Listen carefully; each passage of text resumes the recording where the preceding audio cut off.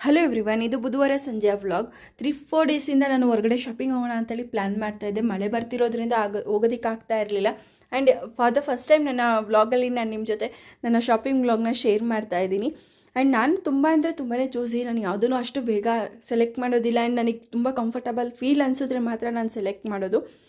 Before marriage ನಮ್ಮಮ್ಮ ಮತ್ತು ನಮ್ಮ ಅಕ್ಕ ಹೋಗಿ ನನಗೆ ಶಾಪಿಂಗ್ ಮಾಡ್ಕೊಬರ್ತಾಯಿದ್ರು. ಅಕ್ಕ ಅಂದರೆ ನನ್ನ ಕಝಿನು. ಹಾಗೆಯೇ ಇನ್ನು ನಾನು ಹೋಗೋದು ರೆಗ್ಯುಲರಾಗಿ ಮಂತ್ರ ಇಲ್ಲಾಂದರೆ ಪೂಜಾ ಅನ್ನೋ ಒಂದು ಶಾಪಲ್ಲಿ ಮಾತ್ರ ಪರ್ಚೇಸ್ ಮಾಡೋದು ಡೈಲಿ ವೇರ್ಸಿಗೆ.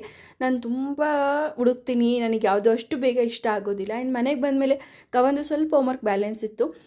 ಆಲ್ಮೋಸ್ಟ್ ಆಲ್ ಸಂಜೆನೇ ಎಲ್ಲ ಮುಗಿಸಿರ್ತೇನೆ. ಕೆಲವೊಂದು ಸತಿ ಟ್ಯೂಷನ್ ಲೇಟ್ ಆಗಿಬಿಡುತ್ತೆ ಅಂತೇಳಿ ಹಾಗೆ ಹೋಗಿರ್ತೇನೆ. ಬಂದಮೇಲೆ ರಿಮೈನಿಂಗ್ ಏನಿದೆ ಅದನ್ನು ಮುಗಿಸ್ಕೊತೇನೆ.